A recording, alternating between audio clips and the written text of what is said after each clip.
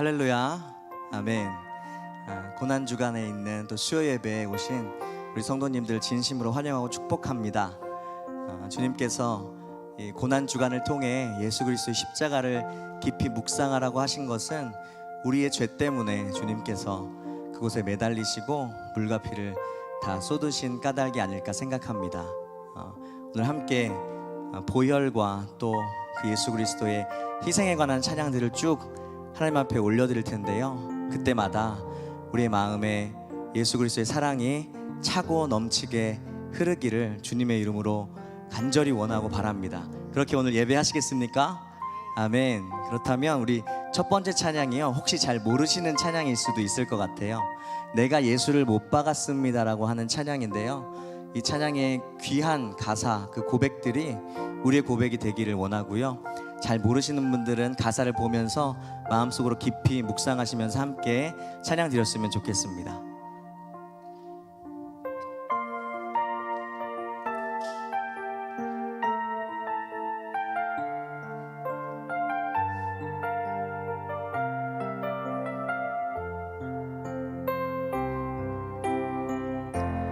예수, 흠도 죄도 없는 당신이 깊이 감춰둔 내 죄로 인하여 하나님의 어린 양 속죄의 제물 되어 저주받은 나무에 달리셨네.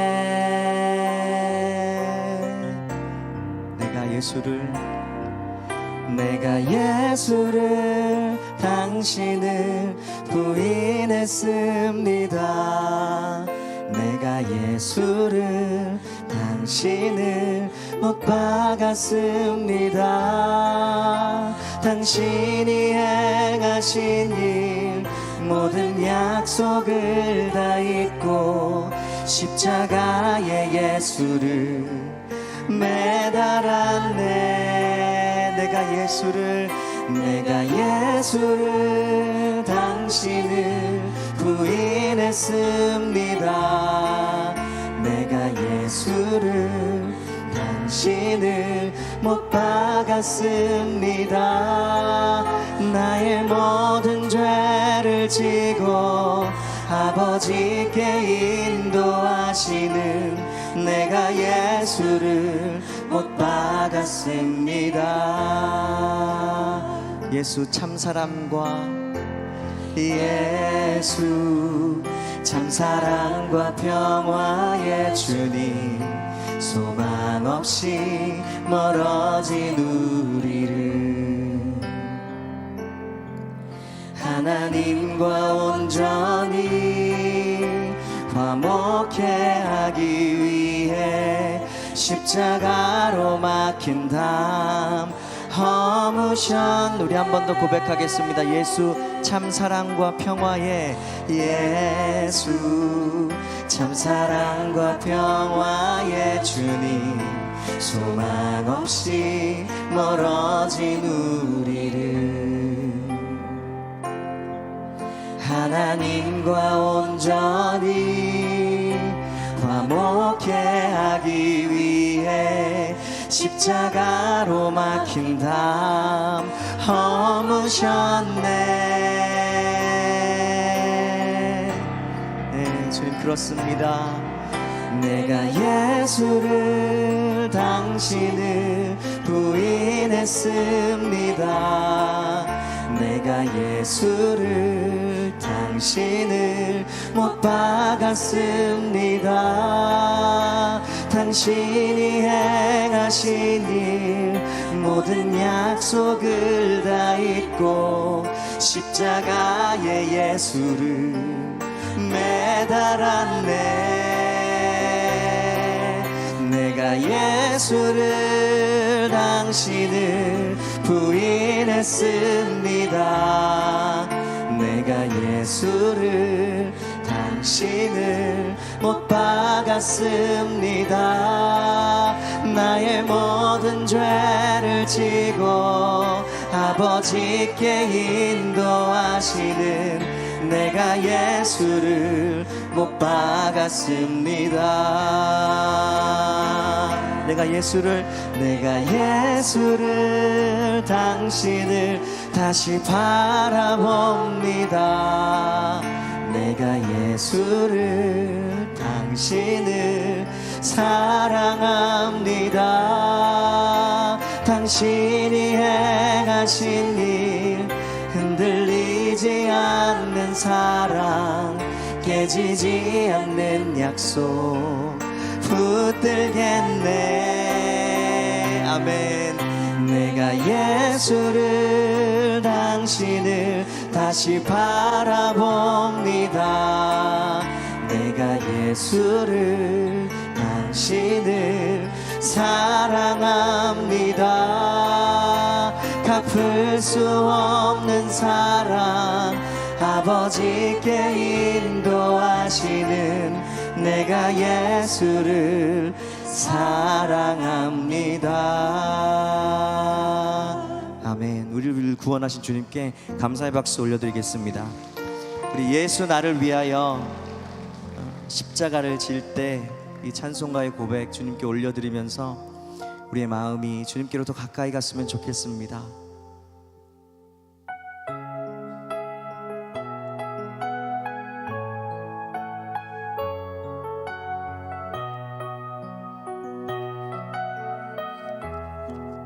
예수 가장 귀한 그 이름, 예수 가장 귀한 그 이름, 예수 언제나 기도 들으사 오 예수 나의 손 잡아주시는 가장 귀한 그 이름.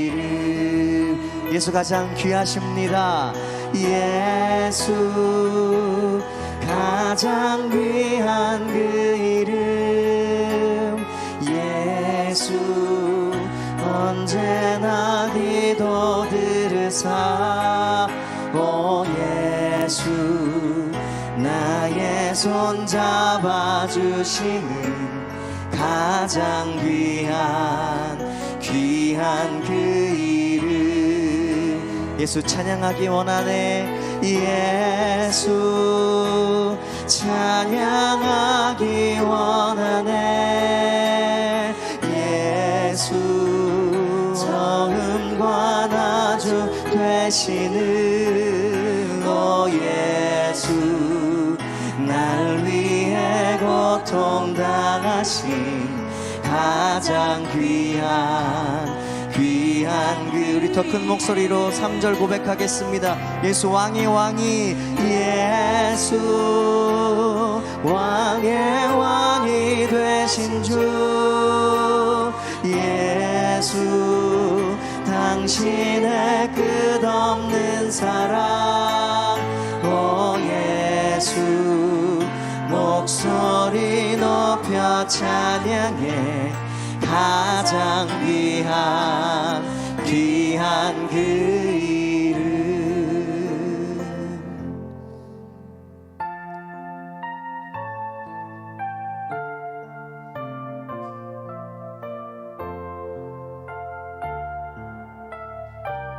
예수 나를 위하여 예수 나를 위하여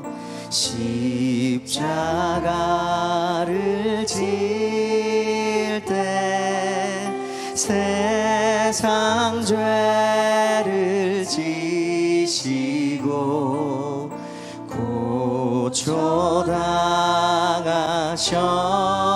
고초당하셨네.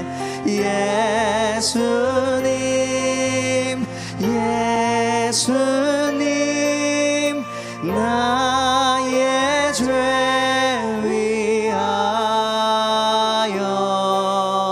보배 피를 흘리니 죄인 받으소서. 십자가를 지시고 지심은 무슨 죄가 있나 저무지한 사람들 메시아 주견 오 예수님 예수님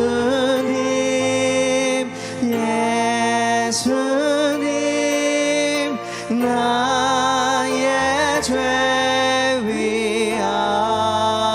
위하여 보배 피를 흘리니 죄인 받으소 우리 4절 고백하겠습니다. 아름답다 예수여 아름답다 예수여 나의 좋은 친구 예수 공로 아니면 영원 영벌반 아멘 예수님 예수님 예수님 나의 죄 위하여 보배 피를 흘리니 죄인 받으소서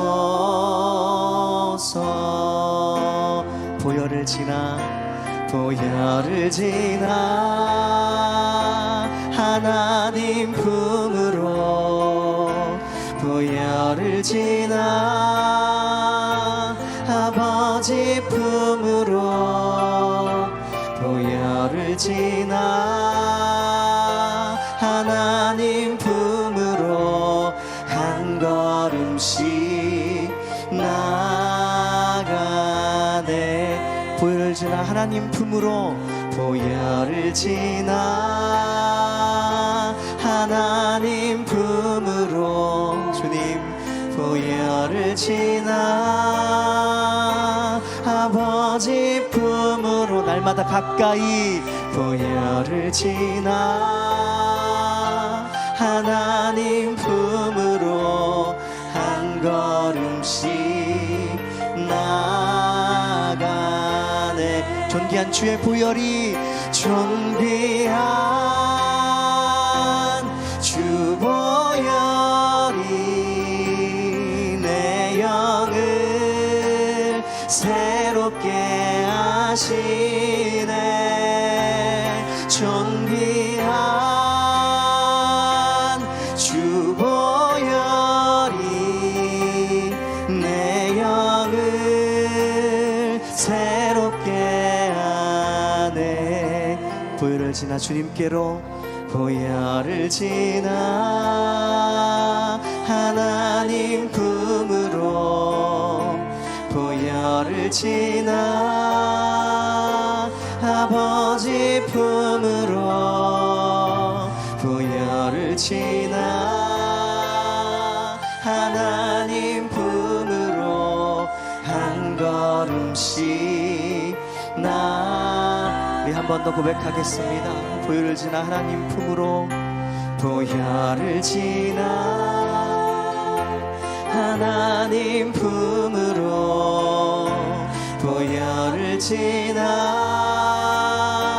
아버지 품으로 보혈을 지나 하나님 품으로 한 걸음씩 나가 존귀하신 주님의 보혈이 존귀한 주 보혈이 내 영을 새롭게 하시네 존귀한 주 보혈이 내 영을 새롭게 존귀한 주의 보혈이 존귀한 주 보혈이 내 영을 새롭게 하시네. 존귀한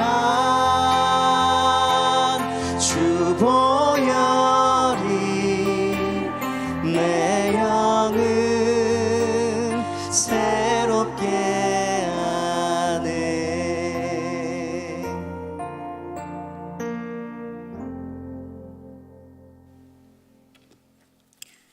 다 함께 기도 드리시겠습니다.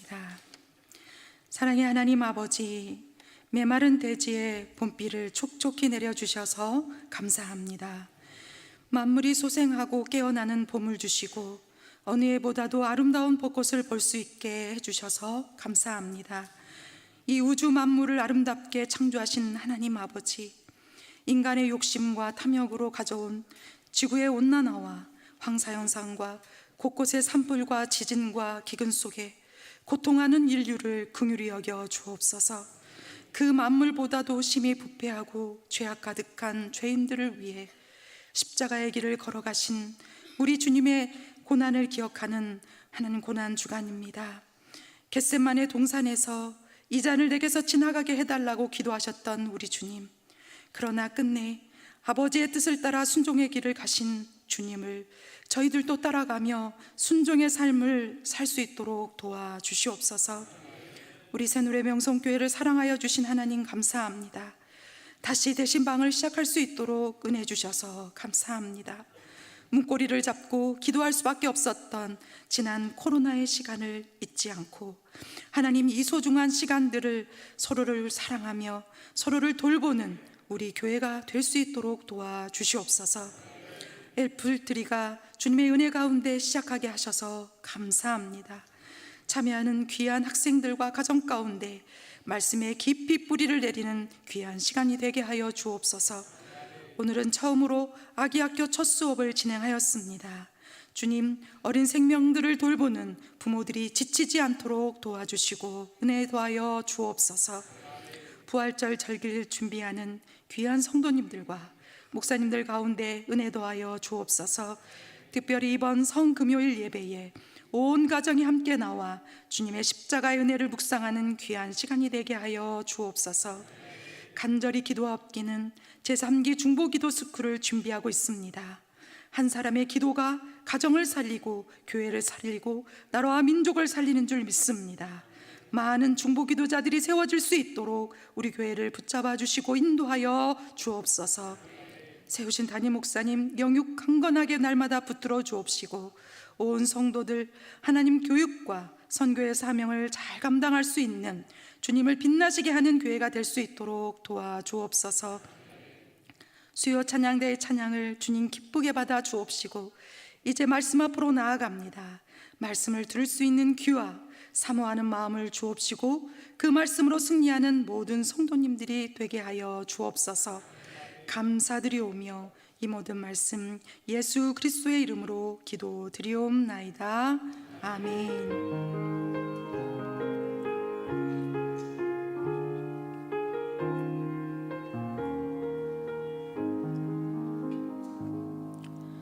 오늘 우리에게 주시는 하나님의 말씀은 열왕기하 2장 12절부터 14절까지의 말씀입니다.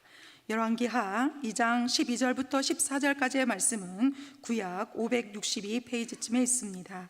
한 절씩 교독하시고 마지막 절은 합독하도록 하겠습니다. 열왕기하 2장 12절입니다. 엘리사가 보고 소리 지르되 내 아버지여 내 아버지여 이스라엘의 병고와 그 마병이여 하더니 다시 보이지 아니하는지라. 이에 엘리사가 자기의 옷을 잡아 둘로 찢고 엘리야의 몸에서 떨어진 겉옷을 주워 가지고 돌아와 요단 언덕에 서서 함께요 엘리야의 몸에서 떨어진 그의 겉옷을 가지고 물을 치며 이르되 엘리야의 하나님 여호와는 어디 계시니까 하고 그도 물을 치매 물이 이리저리 갈라지고 엘리사가 건너니라. 아멘.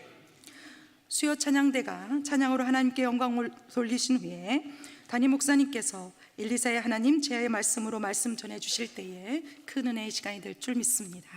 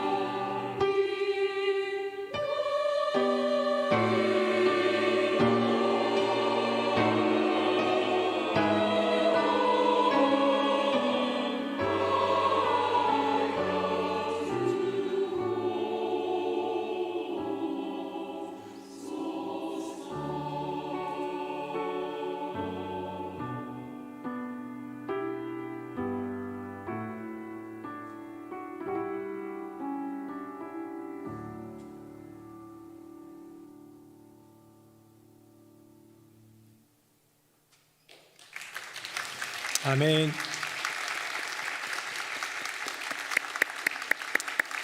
네, 우리 귀한 찬양, 우리 가운데 잔잔한 울림이 되고 은혜가 되는 귀한 찬양, 하나님께 영광이 된 줄로 믿습니다. 우리 이제 부활절부터는 좀 마스크 벗으면 어떨까 생각도 들고요, 그렇죠? 네. 반대하시는 분이 있으면 지휘자에게 말씀해 주시기 바랍니다.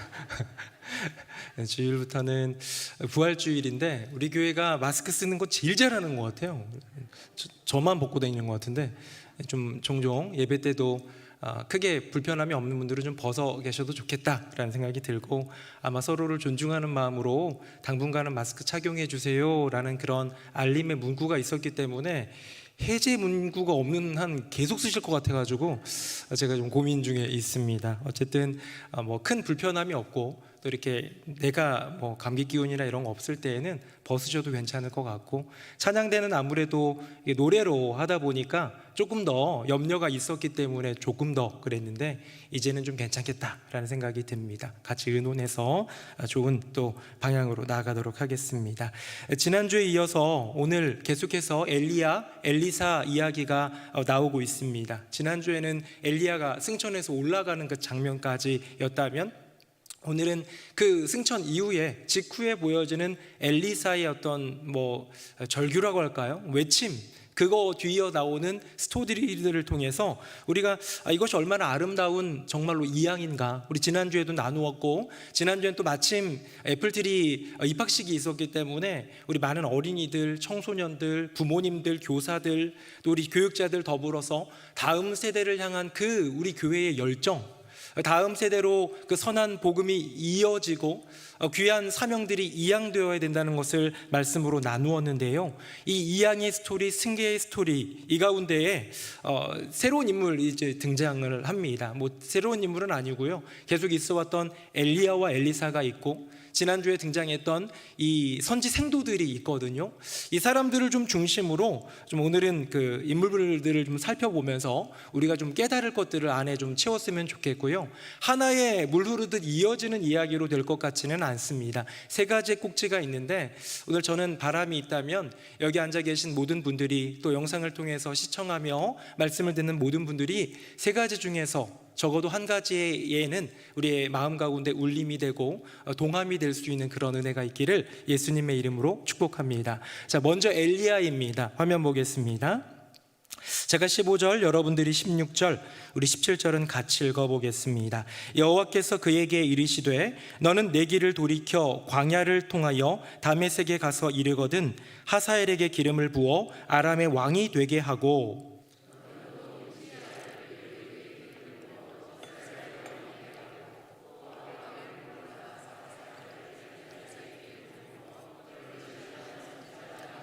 같이요. 하사엘의 칼을 피하는 자를 예후가 죽일 것이요 예후의 칼을 피하는 자를 엘리사가 죽이리라. 아멘. 주소, 성경의 주소를 보시면 열왕기 상으로 되어 있으니까 잘 아실 테지만, 우리가 열왕기 상 강해 때 나누었던 이야기입니다. 이제 850대 1, 450대 1의 싸움에서 승리한 그 이후에 이세벨의 한마디로 호렙산 로뎀나무 아래서 죽으려고 했다가 하나님의 인도하심과 회복케 하심, 그 이끄심으로 호렙산에 이르러 가지고 바람과 지진과 불 가운데 역사하지 않던 하나님의 세미한 음성이 엘리야에게 들리게 되지요. 그때 들려주셨던 이 말씀은 엘리야의 인생 가운데는요, 전환점이 되는 그런 순간입니다. 이 전환점을 터닝 포인트라고도 할 수가 있는데, 우리가 보통 예수 믿고 그 인생이 변했다라고 하잖아요. 그래서 예수 믿기 전과 죄인된 삶과, 물론 예수 믿은 후에도 우리는 여전히 죄 가운데 거하겠지만 구원받은 인생, 성도의 삶, 그리스도인의 삶을 살아가는 그런 이제 터닝 포인트가 있지 않습니까? 그런데 엘리야는 전에도 후에도 하나님의 사람이었습니다만, 그의 인생 가운데 부르시는 여호와 하나님의 분명한 그 부르심의 방향과 모양이 좀 달랐던 것 같아요. 그 터닝 포인트가 있게 되는데요. 이때 들려주신 말씀이 뭡니까? 너 혼자 있는 게 아니야. 내가 너를 뒤이어서 일할 사람들을 세웠어. 이미 하사엘이 있고 예후가 있고 엘리사가 있어. 그 어떻게 역사 가운데서 피하고 피한다 할지라도 결국은 내 뜻은 이루어질 거야. 이런 여호와 하나님의 말씀을 듣게 되죠. 그리고 그 말씀이 사실 오늘 굉장히 중요한 가운데 성취되는 장면입니다. 이제는 네 인생은 하늘로 올려지는 거예요. 나는 끝났지만 이 말씀은 영원히 계속해서 이어지게 될 것. 예후가 이제 아합을 죽이고 막 이런 장면들 계속 나옵니다. 계속해서 엘리야의 귓가에 들려주셨던 여호와 하나님의 그 음성, 그 말씀은 성취가 되더라. 그래서 저는 엘리야를 볼 때에 인생 자체가 말씀 성취의 인생이구나, 참 부럽지 않습니까? 사랑하는 새노래명성교회 성도님들, 여러분의 인생이 말씀이 성취되는 인생 되시기를 예수님 이름으로 축복합니다. 내 부르짖음, 내 간구, 이거 해주세요 저거 해주세요라는 기도 응답도 귀한 거예요. 그렇죠? 얼마나 귀한 겁니까? 근데 이 기도 응답은요, 때때로 안 이루어질 때도 있고 미루어질 때도 있습니다. 왜? 여호와 하나님의 뜻 가운데 없을 때도 그렇고요, 우리의 그 부르짖음이 간구가 올바르지 않거나 간절하지 않거나 그때가 아닐 때에는 이루어지지 않을 수도 있어요. 내 인간적인 마음 가운데 부르짖는 모든 간구가 이루어지기를 꿈꾸는 것이 아니라 여호와 하나님의 말씀, 이미 기록되어 있는 수천 년간의 역사를 통해서 증명하고 계시고 성취하고 계신 그 말씀이 나의 인생 가운데 이루어지기를 원하나이다 고백할 때, 내가 걸어가는 걸음걸음 가운데에 내 간구는 더디 이루어질지라도 하나님의 말씀은 명확하게 이루어지는 큰 은혜가 있기를 예수님 이름으로 축복합니다. 저는 엘리야, 그의 인생 가운데 이런 하나님의 음성들이 하나도 남김없이 이루어지는 말씀 성취의 역사를 보게 되는데요, 아까 전에도 얘기했지만 엘리야는 저 만남, 저 열왕기상 19장에서 여호와 하나님이 들려주시는 그 음성이 인생의 중요한 터닝 포인트가 됩니다. 요거를 잠깐 한번 보도록 하겠습니다. 화면 보겠습니다. 자, 전반기와 후반기를 나눴습니다. 전반기는 그 인생이 어떤 인생이었습니까? 홀로의 인생이에요. 아합 왕과 대적하여 이세벨과 대적하여 850명의 바알 아세라 선지자들과 대적하여 홀로 싸우던 인생. 그런데 후반기에는 어떻습니까? 주변에 선지자들이 생겨요. 뭐 가장 가까이에 제자 엘리사가 생기고 또 그 옆에 많은 선지자들이 있었고, 이제는 선지 생도들을 키워가고 양육하고 세워가는 일에 자신의 이 어떤 하프타임 지나고 난 후반기, 인생의 후반전을 그렇게 보내게 됩니다. 그래서 저는 이 전반기를 홀로라는 단어에 또 특별히 어울리는 단어가 뭘까 생각하다가 이게 떠올랐어요. 한번 볼까요? 일당백입니다. 일당백. 권한과 능력이 한 사람에게 집중돼 있어요. 누굽니까? 그 이름 유명한 하나님의 사람 엘리야예요. 너도 나도 엘리야 봤어요. 이게 동굴에 조금씩 50명씩 숨겨도 있었고, 저게 알게 모르게 숨어있는 사람도 있었지만 오직 그들이 바라보았던 한 사람은 엘리야였습니다. 엘리야의 모든 것이 집중됐고, 엘리야의 기적과 역사를 통해 정말로 그 이스라엘의 역사는 바뀌게 되는 놀라운 그런 변화들이 있어 왔죠. 근데 바뀝니다. 다음 한번 볼까요? 일당백이 한자였다면 이번에는 영어입니다. 임파워먼트예요. 임파워먼트는, 이 파워는 아시잖아요. 힘이잖아요. 힘의 이제 명사형이라고 한다면, 임은 뭐뭐를 이제 주다, 이제 나눠주다, 불어넣다, 뭐 이런 것들을 다 포함하는 단어입니다. 내게 있는 힘을 나누는 거예요. 내게 있는 힘을 불어넣어주는 거예요.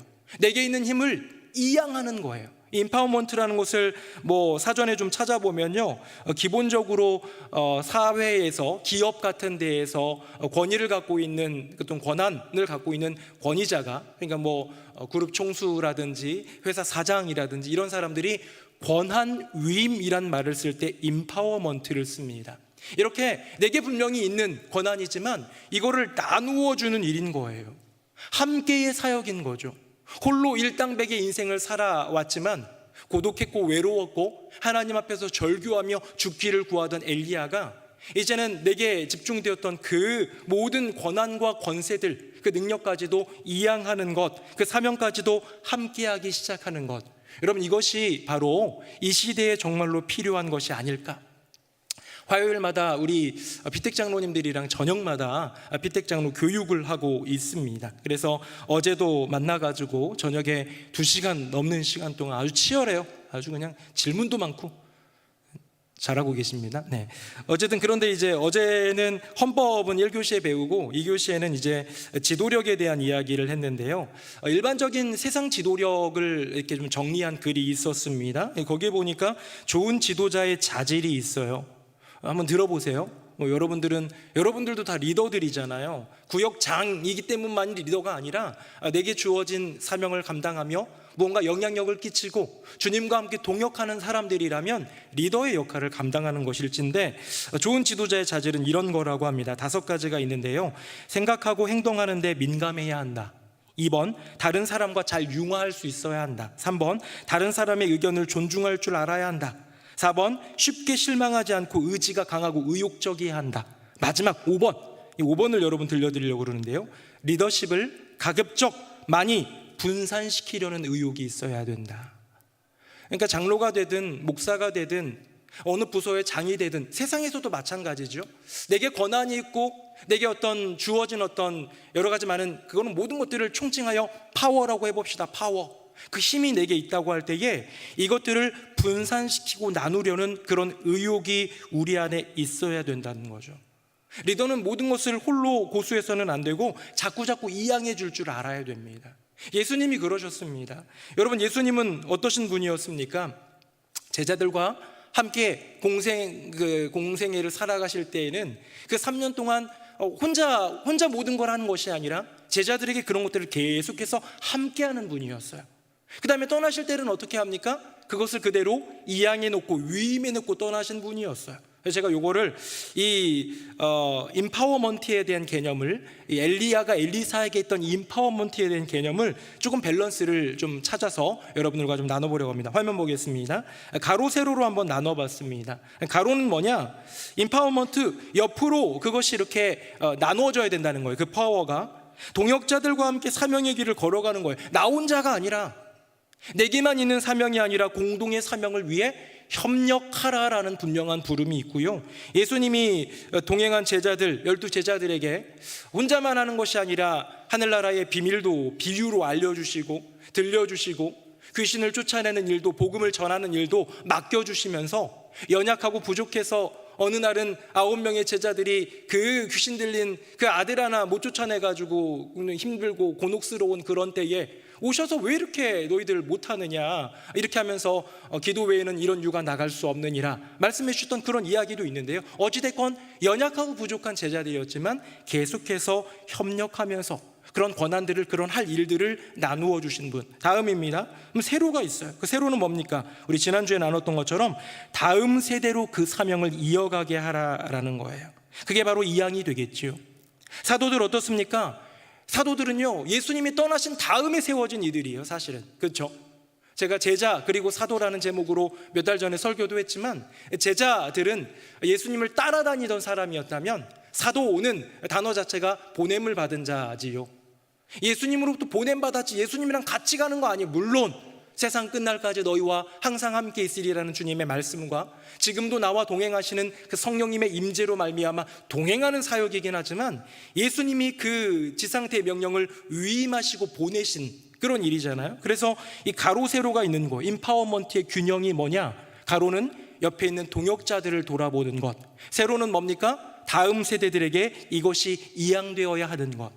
이런 얘기가 나올 때마다 종종 나오는 예화 중에 하나가 뭐냐면요, 그 마봉님 할머니 아세요? 마봉님 할머니, 유명한 분인데 마봉님 할머니라고요. 1920년생이신데 이제 그 1953년 6.25가 끝나갈 즈음에 이렇게 떡을 짜장에다가 비벼가지고 준 거를 먹다가 너무 느끼해가지고 이거 너무 느끼한데 뭔가 없을까 해가지고 고추장을 넣어가지고 이거 맛있다 해가지고 만든 게 떡볶이입니다. 이 마봉님 할머니가 개발한 게 떡볶이에요. 우리나라의 국민 음식이기도 하죠. 그래서 이분이 굉장히 유명하고 신당동에서 떡볶이를 장사를 하면서 어마어마하게 할 때에 그때 굉장히 유명한 1992년 CF가 있습니다. 뭡니까? 해찬들 고추장.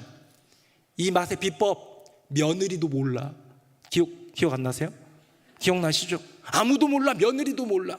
그래서 이제 나중에는 뭐 할머니 돌아가셔가지고 지금은 아들과 둘째 며느리인가? 둘째 아들하고 둘째 며느리가 어쨌든 그 가게를 이어가지고 하고 있다고 하는데요.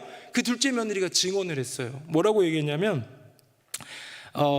저희 어머니가, 시어머니 얘기하는 거죠. 저희 어머니가 정말로 몸이 아파지시기 전까지는 그 고추장의 비법을 안 알려줬대요. 아파지고 이제 죽겠다 싶으니까 이 비밀을 알려주겠다 싶어가지고 알려줬다는 거예요. 그러니까 CF에 나온 게 그냥 농담이 아니라 진심이었다는 거죠. 다행입니다. 아파지시면서 이제 내가 갈 때가 됐구나, 빨리 이양해야겠다 해가지고 전수를 해줘서 다행이지 뭐 실수로 교통사고로 돌아가시면 어떻게 할 뻔했어요. 옛날엔 그런 게 참 많았던 것 같아요. 누구에게도 알려주지 않고 나만 알고 있는 이 비법에 대해서 전수하지 않고 있다가 내 아들에게만 알려줘야지 하다가 불의의 사고로 죽은 사람들 얼마나 많겠습니까? 저는 우리 새누리 명성교회 안에 하나님이 구원의 비밀을 주셨다면 간직하지 말고 나누는 저와 여러분 되기를 예수님 이름으로 축복합니다. 하나님이 내게 행하신 일, 여러분 그것이 인간적인 자랑, 난 이런 일도 있었어 라고 하면 안 되겠지만 나같이 연약하고 부족한 죄인에게 여호와 하나님 행하신 그 일, 여러분 이런 걸 간증이라고 하잖아요. 간증을 겸손히 나눌 수 있다면 누군가에게는 임파워먼트, 그 어떤 영적인 어떤 성령님의 임재가 이양이 되고 나누어지고 퍼져가는 그런 일들이 있지 않겠습니까? 임파워먼트의 균형입니다. 지금 이 순간 주위를 둘러보며 나와 함께 일할 수 있는 사람, 함께 걸어가는 그런 가로의 균형, 협력하라. 뿐만 아니라 내 자녀, 또 우리 내 자녀만이 아니라 손주, 우리 핏줄만이 아니라 예수의 피 가운데 예수의 핏줄로 맺어져 있는 우리 새노래 명성교회 다음 세대들을 위해 이런 것들을 이양하고 내려보낼 때에 이 놀라운 예수 그리스도의 임파워먼트, 엘리야를 통해서 엘리야 사에게 하셨던 임파워먼트의 이 역사가 우리 교회 가운데도 나타날 줄로 믿습니다. 자꾸자꾸 누군가에게 나누고 함께 가고 그 사명 공유하고 내게 주신 그 은혜들을 나누면서 임파워먼트 할 때에, 그럴 때에 성경은 원리가 그렇잖아요. 누군가가 남에게 그렇게 대접을 하면요, 그게 내게 돌아오잖아요. 저는 그게 그거라고 생각해요. 뭐라고 생각하느냐, 그냥 나와 상관없는 우리 교회학교 자녀들을 위해 애쓰고 수고하고 교육의 사명 감당하며 그 사명의 이양을 위해 애쓴 이들은 자녀 손들 여호와 하나님이 돌봐주시지 않겠습니까? 하나님 나라를 위해, 하나님 나라 자녀들을 위해 애쓰면요, 내 자녀는 주님께서 책임져 주시는 것, 이거 우리가 누누이 들어왔던 성경의 원리라면 믿고 순종하는 우리 모두가 되기를 예수님 이름으로 축복합니다. 엘리야를 생각할 때 떠올랐던 단어는 임파워먼트예요. 이것을 완전히 이양하는 것. 두 번째가 있습니다. 바로 선지생도들입니다. 화면 한번 보겠습니다. 제가 16, 17절 읽어보겠습니다. 그에게 이르되 당신의 종들에게 용감한 사람 50명이 있으니 청하건대 그들이 가서 당신의 주인을 찾게 하소서. 염려하건대 여호와의 성령이 그를 들고 가다가 어느 산에나 어느 골짜기에 던졌을까 하니라. 엘리사가 이르되 보내지 말라 하나 무리가 그로 부끄러워하도록 강청함에 보내라 한지라. 그들이 50명을 보냈더니 사흘 동안 찾되 발견하지 못하고, 우리 같이 한번 읽어봅니다. 엘리사가 그들에게 이르되 내가 가지 말라고 너희에게 이르지 아니하였느냐 하였더라. 아멘.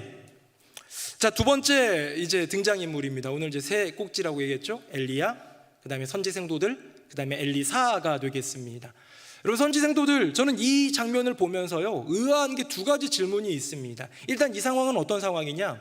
엘리야는 승천하고 엘리사는 이제 그것을 이어받고 요단강을 다시 가르면서 건너와가지고요, 요단강을 가르고 건너오는 엘리사를 보면서, 야, 엘리야의 영감이 그에게 임하였다, 엘리야를 통하여 하셨던 성령님의 그 역사가 엘리사에게 그대로 이어졌다, 이양되었다 라는 것을 고백하면서 그 엘리사를 인정합니다. 그것까진 좋아요. 맞는 말이기도 하고. 그런데 그때 어떻게 합니까? 이 사람들이 뭐라고 얘기하냐면 용감한 50명을 보내어서 엘리야 한번 찾아봅시다 라고 얘기하는 거예요. 제가 궁금한 거, 첫 번째, 이 사람들은 왜 저런 질문을 했을까? 엘리야를 왜 찾아보자고 얘기를 했을까? 첫 번째 질문입니다. 왜냐? 사실은요, 이 사람들이 어떤 사람들이냐면, 우리 지난주에 나누었던 얘기지만 그 엘리야와 엘리사가 이제 있을 때에 이곳저곳 지역을 옮겨 다니다가 마지막에 요단에서 들림을 받잖아요. 그 요단 바로 직전에 있었던 곳이 바로 여리고이고요, 여리고에 있었던 제자들이 바로 오늘 본문의 제자들이거든요. 이 선지생도들이거든요. 그렇다면 그들이 불과 반나절 전에 무슨 말을 했는지 한번 보도록 하겠습니다. 화면 보겠습니다. 같이 한번 읽어봅시다. 시작. 여리고에 있는 선지자들의 제자들이 엘리사에게 나와 이르되 여호와께서 오늘 당신의 선생을 당신의 머리 위로 데려가실 줄을 아시나이까 하니, 엘리사가 이르되 나도 아노니 너희는 잠잠하라. 아멘. 여리고에 이르렀어요. 지금 몇 군데 지금 뭐 길갈 배들 막 돌아가지고 여리고에 이르렀잖아요. 근데 여리고에 있던 선지생도들, 제자들이죠. 그들에게 여호와 하나님이 말씀을 주셨어요. 무슨 말씀입니까? 그 말씀은 너의 스승인, 너희들의 영적 지도자인 엘리야를 내가 올려 데려가겠다라는 거예요. 그걸 들었어요. 그걸로 엘리사한테 얘기했어요. 엘리사가 말합니다. 나도 아니까 잠잠해라. 나도 이미 알고 있고 이미 거쳐왔고 그것 때문에 내가 번민이 된다. 조용해라. 근데 그렇게 해가지고 올라갔잖아요. 엘리사가 돌아와가지고 엘리야는 하나님이 부르셔서 불말과 불수레의 그 역사 가운데 회오리 바람을 타고 올라가셨어 라고 얘기했을 터인데, 그들이 계속해서 요구하는 것이죠. 50명만 보내서 엘리야를 찾아봅시다. 그 말이 되게 웃겨요. 성령님이 데려가다가 떨어뜨렸을지도 모른다라는 그런 말도 나오는 것 같습니다. 왜 그랬을까요? 그들의 질문은 뭘까요? 하나님이 혹시 실수해서 떨어뜨렸으면일까요? 아니면 사무치도록 그리우니까, 보고 싶으니까, 필요하니까 다시 한번 찾아보겠습니까? 였을까요? 아니면 정말로 혹시 모르니까 안 가신 거 아닌가, 어디 숨어 계신 거 아닌가라는 그런 걸까요? 어찌됐건 이것이건 저것이던 엘리사가 만류함에도 불구하고 강청하여서 갔다가 사흘 동안 찾고도 돌아온 그 모습을 보면서, 아, 이것은 말씀의 소화 불량이구나. 여호와 하나님이 분명히 들려주셨지만 그것이 내 안에 소화가 되지 않을 때, 영적인 소화가 되지 않을 때 그것은 내 삶을 움직이는 능력의 말씀이 되지 않는다는 거예요. 여러분, 경험 같은 거 안 해보셨습니까? 좋은 거 드셨는데 드실 땐 좋았는데 나중에 별로 안 좋았던 기억 없으세요? 오늘 제가 점심에 어떤 목사님이 고기 사준 데 가지고 갔어요. 근데 마음껏 먹으라고 그러는데 진짜 비싼 데였거든요. 그래가지고 여느 때보다 많이 먹었어요. 아침도 자꾸 요즘에 굶겨가지고 저를. 그래가지고 많이 먹었어요. 많이 먹었습니다. 10만 원도 넘게 먹은 것 같아요. 너무 많이 먹었죠. 네. 어떻게 됐을까요? 탈났어요, 제가. 너무 아까워요, 그게. 아우, 내가 그거 진짜 그냥 적당히. 저는 언제나 고기 먹을 땐 1인분이 좋은 것 같아요. 돼지고기나 소고기나 뭐 오리고기나 1인분만 딱 먹고 조금 더 먹고 싶을 때 참아가지고 이렇게 잘 소화시키고 이러면 좋은데, 아직도 20대인 양 뭐 보이기만 하면 막 먹으려고 하다 보면 이제 문제가 생기는 거죠. 어떻습니까? 우리가 무언가를 소화시켜야만 그것이 내 안에 능력이 되는 거예요. 아무리 좋은 걸 먹어도요, 탈라서 쑥 다 빼버리면 아무 의미가 없는 거예요. 선지생도들 어떻습니까? 여호와 하나님이 말씀을 들려주셔서 그 길을 보여주셨고, 그것은 분명히 알아야 될 일이다 라는 그런 의도 속에서 길갈에도 베델에도 여리고에도 다 들려주신 이야기일진데, 그러고 나서 소화시키지 못해서 자기 나름대로의 생각과 해석 가운데에 이거다 저거다, 이거 아닐까 저거 아닐까, 그래도 찾아보자 라는 불신앙의 모습을 보인다면 여러분, 소화 안 된 그런 인생뿐 아니겠습니까? 저는 이게 우리 주일날 전했던 그 무리들이랑 좀 비슷한 것 같아요. 무리들 예루살렘 입성하시는 예수님 보고 호산나를 외쳤다가 단 며칠 만에 십자가에 못 박으시오를 외친 변심의 사람들이었잖아요. 이 선지생도들도 마찬가지예요. 반나절 전만 해도 하나님이 들려가시겠구나 그랬는데 한번 찾아보자로 어떻게 이렇게 변하게 될 수 있을까? 마찬가지로 예수님은 그 변심을 알고 계셨고, 엘리사는 엘리야의 그 승천을 알고 있는 그런 상태였지요. 저는 이 모습을 보면서 하나님이 선지생도들을 통해서 보여주시고 싶은 것이 있다는 것을 좀 깨닫게 됩니다. 무엇이냐? 저는 엘리야의 승천을 여호와 하나님께서 그냥 비밀리에 엘리사만 보는 가운데 떠나보낸 것이 아니라 50명이나 되는 용감한 장정들이 사흘 동안 수색해서도 찾지 못했던, 그래서 어떤 반면 증거라고나 할까요? 엘리야가 승천하는 거를 영상으로 찍은 증거는 없지만 아무리 찾아도 찾을 수 없었던 그 증거. 우리 예수님의 부활을 어떤 걸로 증거합니까? 예수님이 부활하셔가지고 만난 제자들이 있지만 그들의 말을 믿어주질 않잖아요. 근데 명확한 증거가 하나가 있어요. 그게 뭐냐면 빈 무덤입니다. 아무도 그 이유를 몰라요. 로마 군병들도, 지키고 있던 사람들도, 그 당국자들도, 종교 지도자들도 모르는 이 빈 무덤의 사건을 누가 증명하겠는가? 그것은 곧 예수 부활의 증거가 될 수 있겠죠. 그렇기 때문에 우리는요, 예수 부활을 생각할 때 그 메타포나 이미지로 이 빈 무덤을 우리가 취하는 거예요. 우리 새누리명성교회 1층에서 2층으로 올라오는 계단에 보면 우리 복음이 차고 넘치는 교회 하면서 그 복음의 핵심을 세 가지를 아이콘으로 했습니다. 뭐냐면 예수님의 태어나심, 성육신, 그 다음에 십자가, 그 다음에 부활이에요. 근데 요거를 뭐 구구절절 그림으로 그리지 않고 하나의 아이콘으로만 표현했는데, 예수님의 태어남은 응애 아기를 그려도 되지만 굳이 사람은 안 넣고 싶어서 우리 이미지를 하시는 우리 사모님이 뭐 어떻게 했냐면 말구유를 하나 그렸어요. 그게 메타포지요. 그게 하나의 이미지지요. 그 다음에 십자가는 너무나도 위대한 상징이니까 그 심볼로 두고, 마지막 부활은 뭐라고요? 빈 무덤. 이따가 예배 끝나고 내려가시면서 확인하시면 되겠습니다. 빈 무덤. 그걸 증거로서 우리는 고백할 수 있는 것처럼 오늘 50명의 그 사람들이 이런 헛수색, 헛수고를 왜 보여주었을까? 그들의 불신앙을 보여주는 단면도 있지만 그들의 헛수고를 통해서도 결코 찾을 수 없었던 것을 증명케 하시는 것. 여호와 하나님은요, 때로는 인간의 실패와 실수를 통해서 하나님의 일들을 증명하십니다. 우리에게 연약함이 있음을 보여주심으로써 우리가 그것을 온전히 깨달아서 이거구나 라고 인도함을 받도록 하는 것이지요. 또 하나는 우리가 좀 전에 나눴던 것처럼 말씀의 소화 분량이겠지요. 같은 음성을 들었지만, 하나님의 분명한 음성을 들었지만, 그럼에도 불구하고 몇몇 선지생도들이 찾으러 가자라고 했던 것은 온전히 소화되지 않은 그 말씀. 사랑하는 새누리명성교회 성도님들, 우리의 심령 가운데, 우리의 삶 가운데 들려지는 여호와 하나님의 말씀이 잘 소화되는 은혜가 있기를 예수님 이름으로 축복합니다. 온전히 소화돼가지고 피가 되고 살이 되고, 우리 몸의 피가 살이 아니라 영혼의 피가 되고 살이 되어서 우리가 정말로 영적으로 건강하게 자라게 되는 것. 그 말씀이 들려지는데, 그 말씀이 선포되어지는데 그게 소화가 안 되면요, 백날 들어도 계속 자라질 않는 거예요. 그냥 만년 1년 365일 배탈만 하고 있다면 그 어린아이는 클 수가 없는 것이죠. 영양분을 공급한다고 그것이 선포된다고 무조건 크는 것이 아니라, 하나님, 오늘도 이 말씀, 저의 심령 가운데 들려지는 말씀, 그 말씀 그대로 순종하여서 온전히 열매 맺는 인생, 그것이 내 인생의 에너지가 되게 하여 주시옵소서. 구하며 겸손히 주님의 말씀을 구할 때 말씀 한 구절 한 구절 들려지는 그 음성이 영적으로 피가 되고 살이 되어 우리를 건강하게 하고 우리를 믿음으로 영적으로 성장하게 할 줄로 믿습니다. 마지막 엘리사입니다. 우리 화면 보겠습니다. 제가 11절 읽고요, 12절은 같이 한번 읽어보겠습니다. 두 사람이 길을 가며 말하더니 불수레와 불말들이 두 사람을 갈라놓고 엘리야가 회오리 바람으로 하늘로 올라가더라. 엘리사가 보고 소리 지르되 내 아버지여 내 아버지여 이스라엘의 병거와 그 마병이여 하더니 다시 보이지 아니하는지라. 이에 엘리사가 자기의 옷을 잡아 둘로 찢고.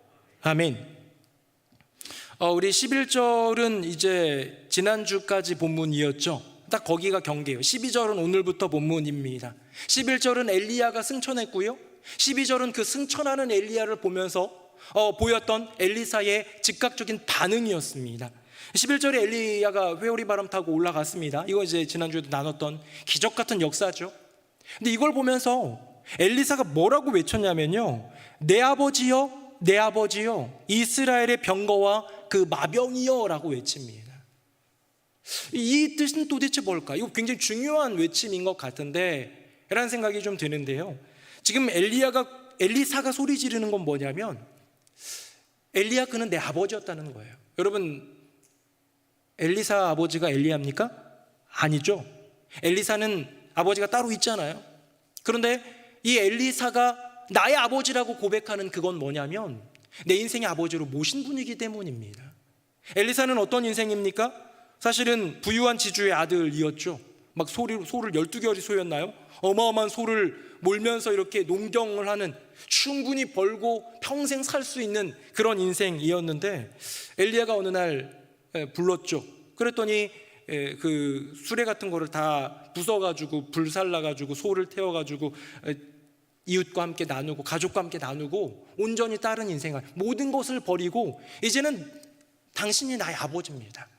영적인 아버지고 멘토고 스승이고 랍비고 당신이 내 인생에 나를 이끄는 하나님의 사람입니다를 고백했던 그런 존재가 바로 엘리야죠. 그러니까 엘리야는 엘리사의 인생 가운데 절대적인 존재라는 거예요.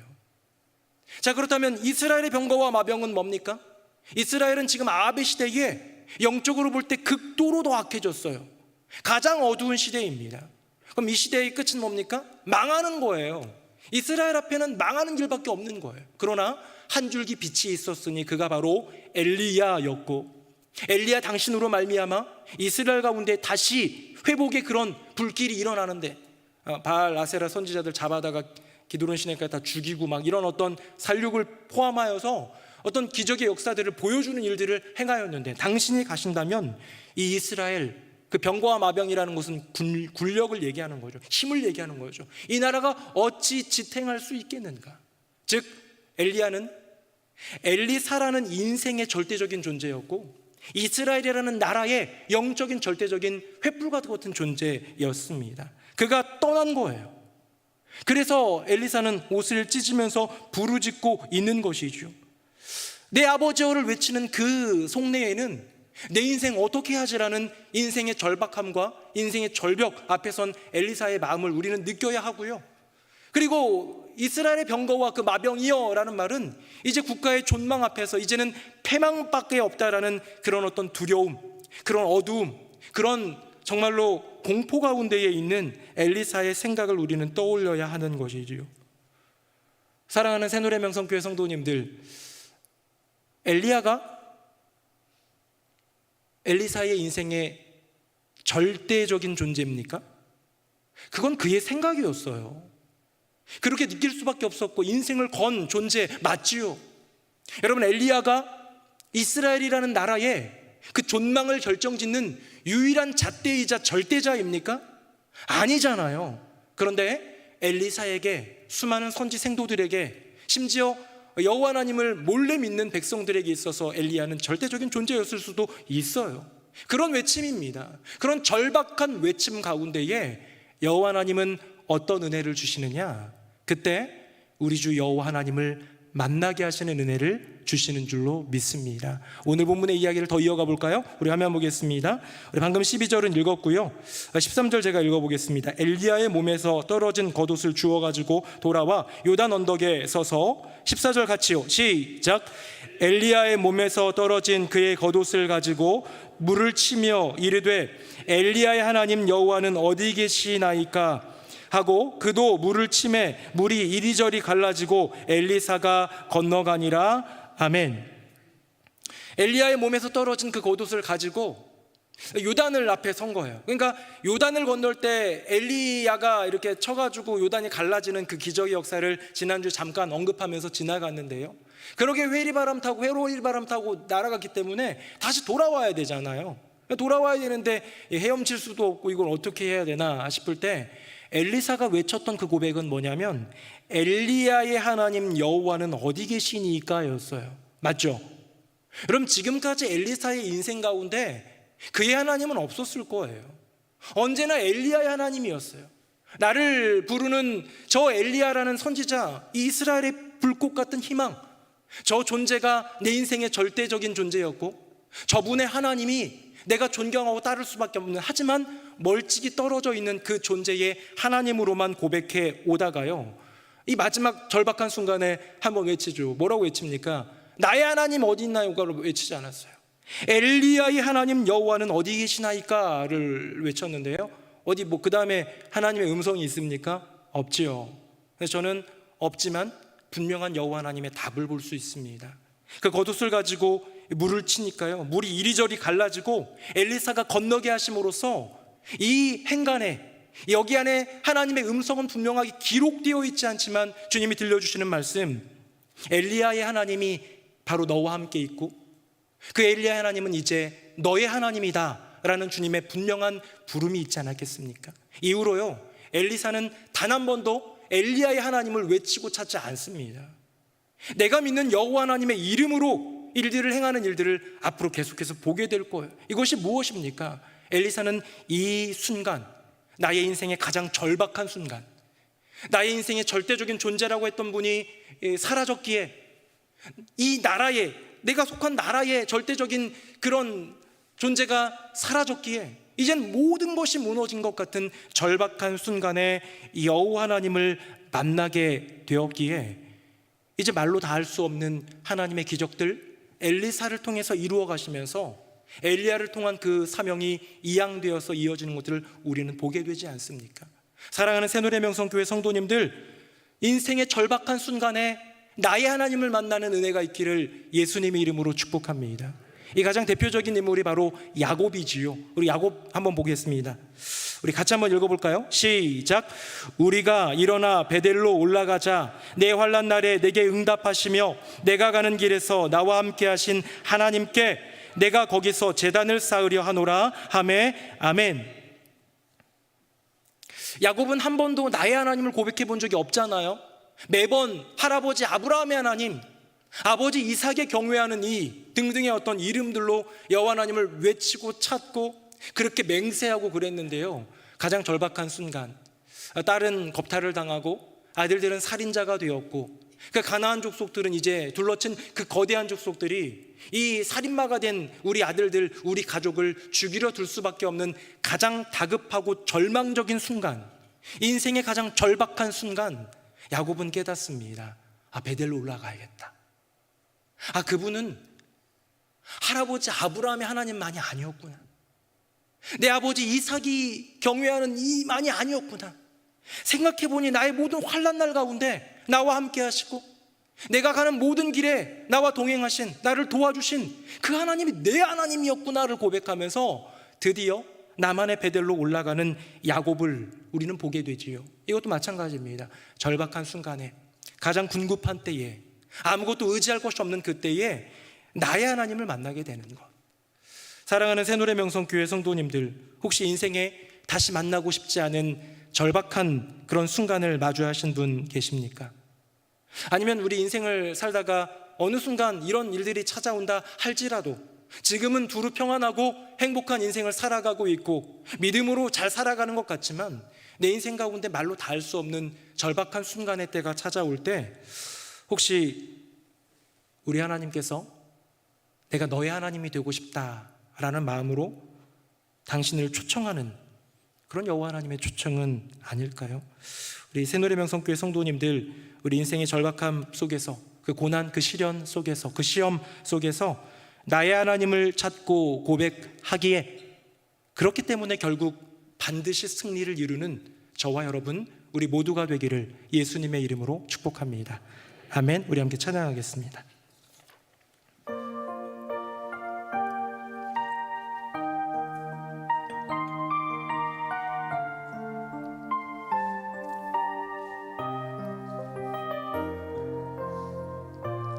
안개가 날 가리워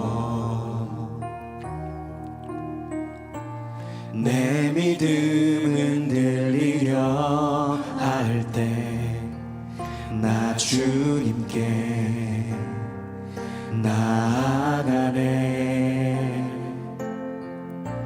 주님은 산 같아서 여전히 그 자리에 계셔. 눈을 들면 보이리라 날 위한 그 사랑. 주는 나의 도움이시며 주의 계획 영원하시네. 믿습니다. 주의 위엄 앞에 믿음으로 순종해 예배드리리. 주님께서 날 이끄시며 주가 항상 함께 하시네. 주의 사랑 안에 믿음으로 순종해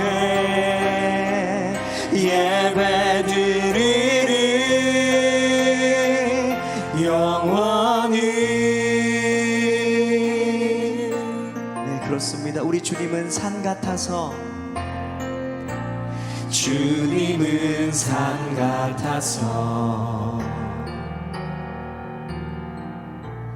여전히 그 자리에 계셔.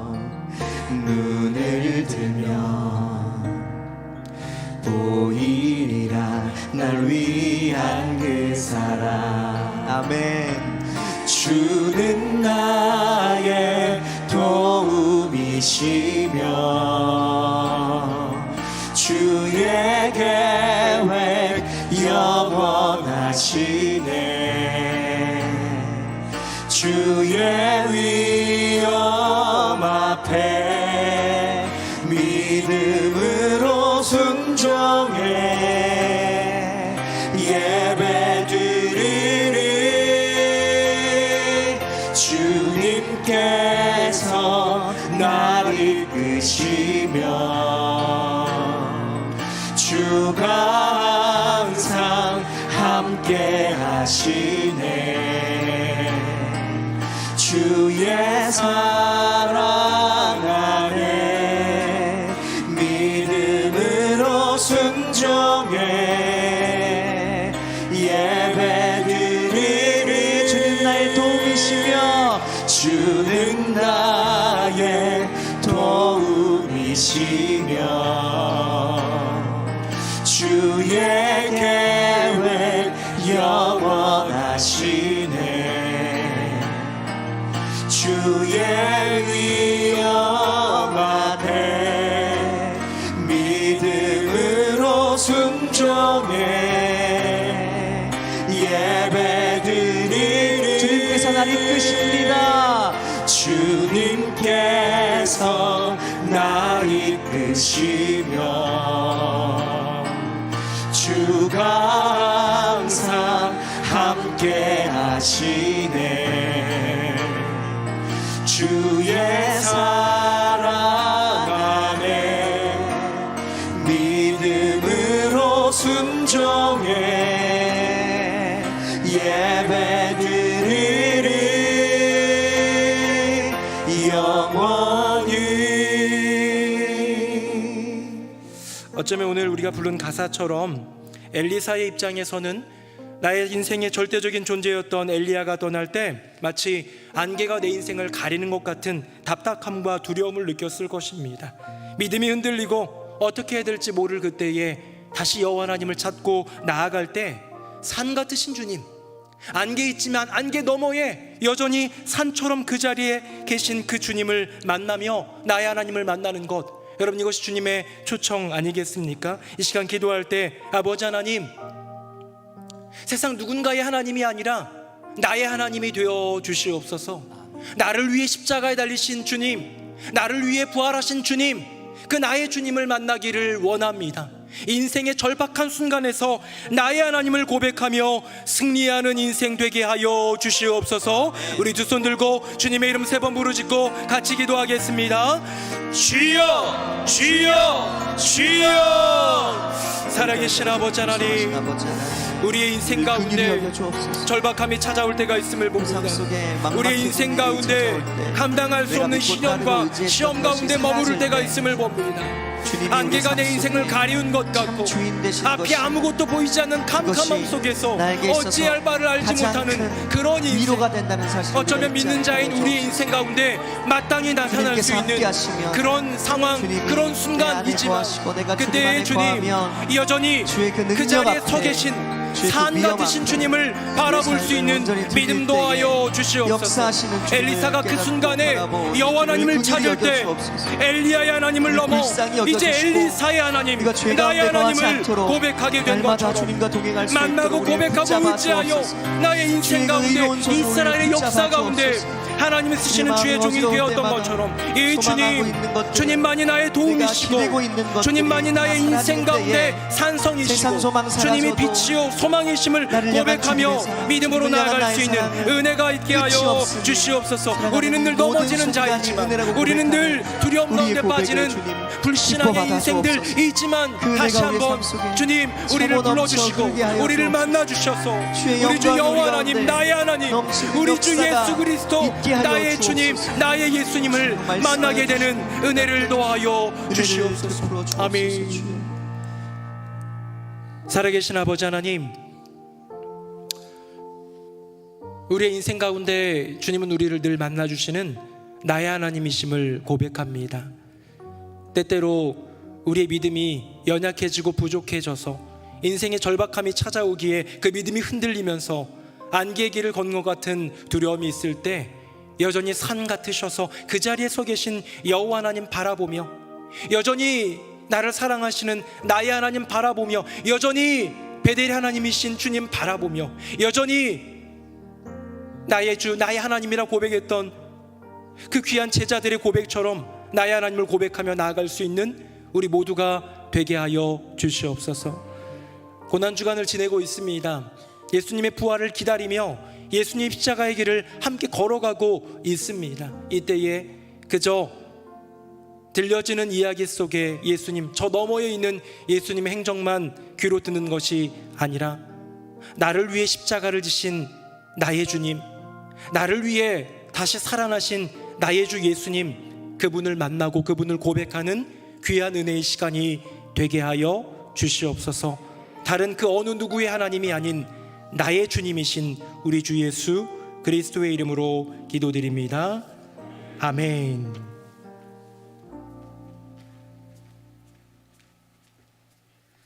말씀에 큰 은혜 받았습니다. 다 함께 찬송가 546장 1절 4절 찬양하시겠습니다.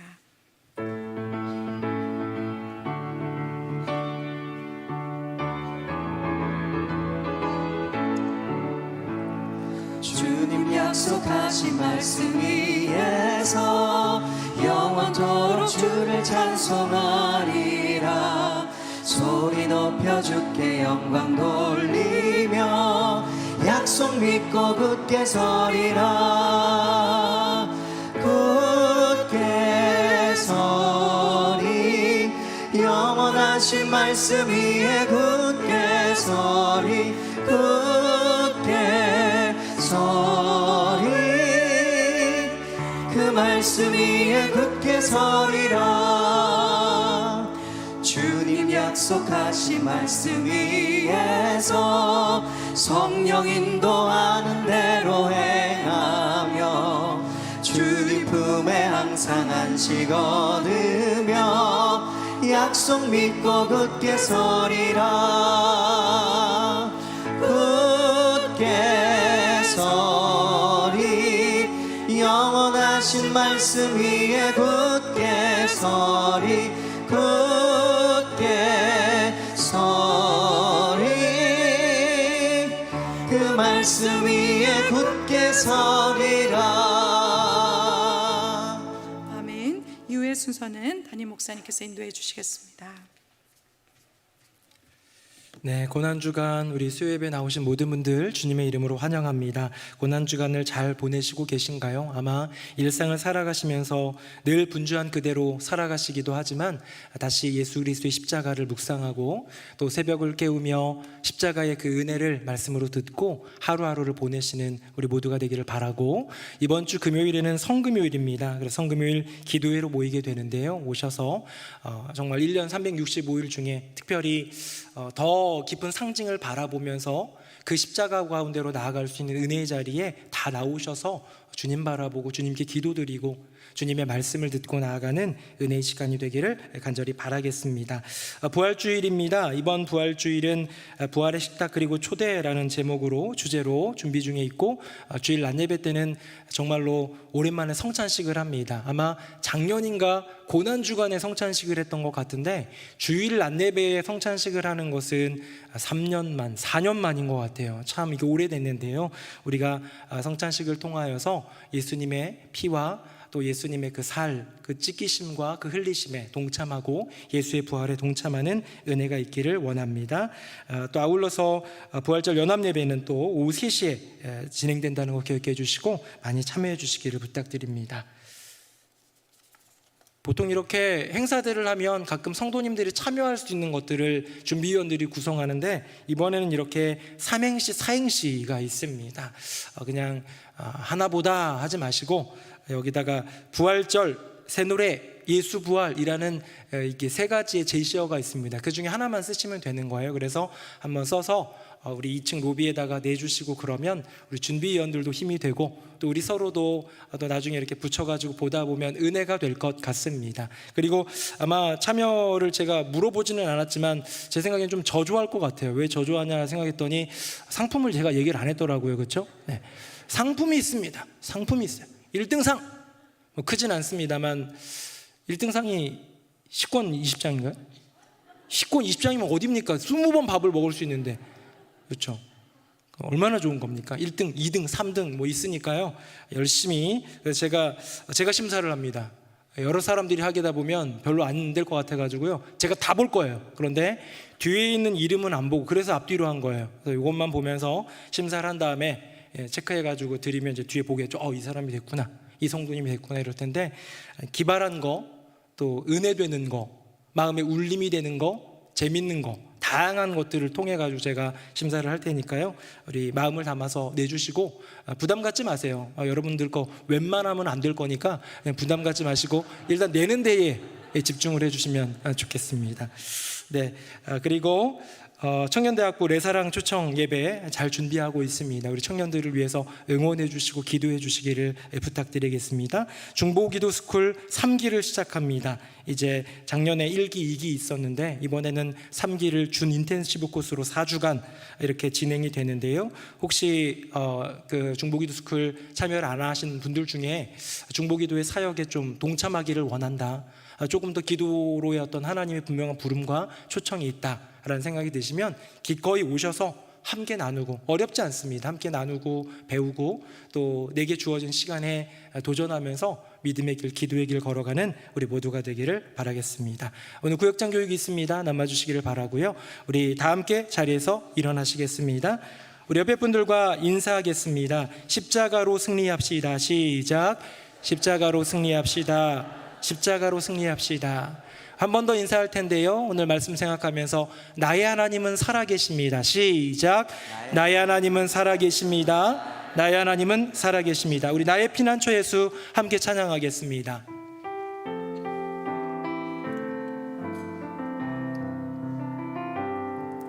나의 피난처 예수 의지해요. 나의 피난처 예수 의지해요.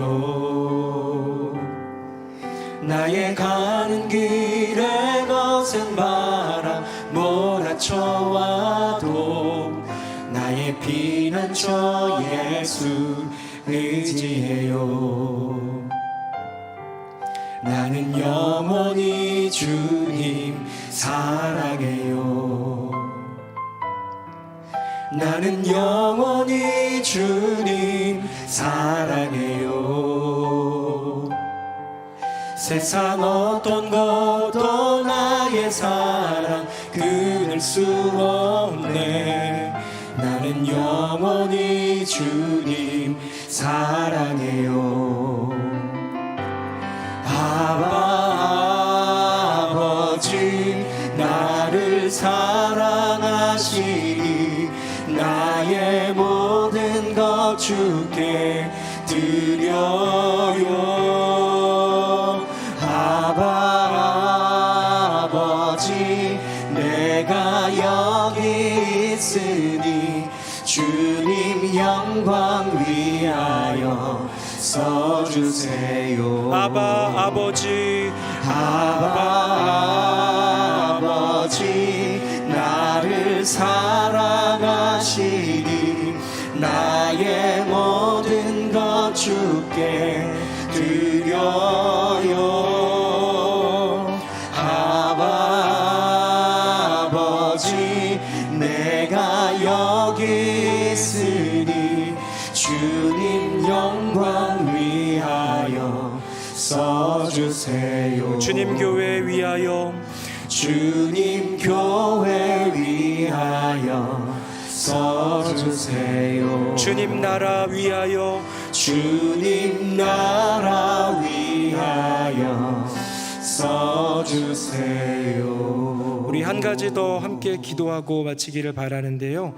고난주간입니다. 고난주간에는 우리가 예수님의 십자가 그 길에 동참하고 같이 아파하고 같이 고난을 당해야 되는데요. 그런 어떤 마음가짐을 갖지 않아도 아픈 이들이 많이 있습니다. 지금 암으로 투병하는 우리 교회 권사님들, 집사님 많은 분들이 계시고, 또 이번 주 월요일에는 새벽 예배 마치고 우리 어떤 어르신께서 이렇게 넘어지셔가지고 골절상으로 굉장히 예배당에서 다치셨는데 많이 아프신 가운데 있습니다. 이 외에도 심적인 고통과 우울증, 공황장애, 이런 마음의 어려움들, 가정 안에 있는 그런 여러 가지 일들로 인해서 스트레스로 막막한 이들 얼마나 많은지 모릅니다. 그냥 두어도 고난에 동참하는 그들을 위해 우리가 기도할 때에 그것이야말로 십자가의 동참 아니겠습니까? 이 시간 기도할 때 아프신 분들, 치료가 필요하신 분들, 회복이 필요하신 분들 위하여서 우리 두 손 들고 주님의 이름 한 번만 부르짖고 기도하겠습니다. 주여! 살아계신 아버지 하나님, 하나님의 은혜를 도와여 주시옵소서. 아버지 하나님, 지금 이 시간에도 육체의 고통과 그 아픔으로 눈물겨운 그 고난을 지나고 있는 이들이 있습니다. 주 성령의 빛을 비추어 주옵소서. 우리는 예수님의 그 십자가를 묵상하고 생각해야 겨우 아픔이 찾아오고 겨우 괴로움이 느껴지는데, 나의 인생 가운데 주어진 그 어려움 때문에, 그 시련 때문에 지금 상황 그 자체만으로도 십자가의 길을 걷는 이들이 있습니다. 주님, 암으로 투병 중이신 우리 권사님들, 우리 집사님 기억하여 주시고, 주님 여러 가지 많은 일들로 재활하며 회복하는 이들, 사고로 괴로워하는 이들, 넘어짐으로 주의 골절로 능력이 나타나게 다양한 해주옵소서. 것들로 괴로움을 하나님 겪고 앞에 있는 이들, 순종할 수 있도록 정신적으로 하나님 많은 말씀 스트레스 앞에 가운데 우울증, 조울증, 우리 마음을 공황장애, 드릴 수 있도록 주여 정말로 많은 내게 것들로 인하여서 역사하시고 번민하고 우리를 괴로워하고 잠을 못 거룩하게 이루는 하여 지체들, 주옵소서. 하나님 정결케 아픈 하여 이들이 주옵소서. 얼마나 많은지요. 괴로워하며 눈물 흘린 이들이 얼마나 나의 많은지 삶 속에 살아계신 불쌍히 하나님을 여겨주시고 경험하게 하여 주옵소서. 긍휼히 여겨주시옵소서. 이 자녀의 고통받고 문제 있는 때문에 귀한 날마다 눈물로 성도의 지새우는 성도들, 이들이 있습니다. 주님 불쌍히 몸을 여겨주시옵소서. 만져주시고 마음을 은혜 베풀어 만져주시고 주시옵소서. 치료하시고 부모님을 위해서 위로해 기도하는 주시고 이들이 있습니다. 회복의 은혜를 주님 우리 회복의 교회 은총을 한 분 한 분의 허락하여 인생 가운데 주옵소서. 만나주시고 주님 역사하사 안수하여 주옵소서. 나의 하나님을 고백하게 회복의 하여 능력이 주시고 있게 하여 주옵소서. 안개가 그 눈앞을 가릴 여겨 때에 주옵시고 여전히 산 같으신 주님을 이제 하나님밖에 고백하며 붙잡을 곳이 만나게 되는 없사오니 은혜를 더하여 주시옵소서. 주님 그 주님의 기도합니다. 역사하심이 이 고난 주간 그들의 아픔을 고통받고 이해하며 있는 성도님들에게 생각하며 함께 아파하며 나타나고 나아가오니 주여 은혜 베풀어 주시고 부활의 기적과 기쁨을 같은 맞이하던 그 일들이 기쁨과 일어나게 하여 감격처럼 회복의 은혜를 더하여 회복시켜 주시옵소서. 주옵소서. 아멘. 살아계신 아버지 하나님, 엘리사의 평생 가운데 나의 하나님을 고백하지 못하던 그 하나님, 인생의 절박함에서 나의 하나님을 만났던 것처럼 우리 인생의 순간순간의 시련과 시험 속에서 나를 만나고자 하시는 나의 하나님을 반드시 만나는 우리 모두가 되게 주여 은혜 베풀어 주시옵소서.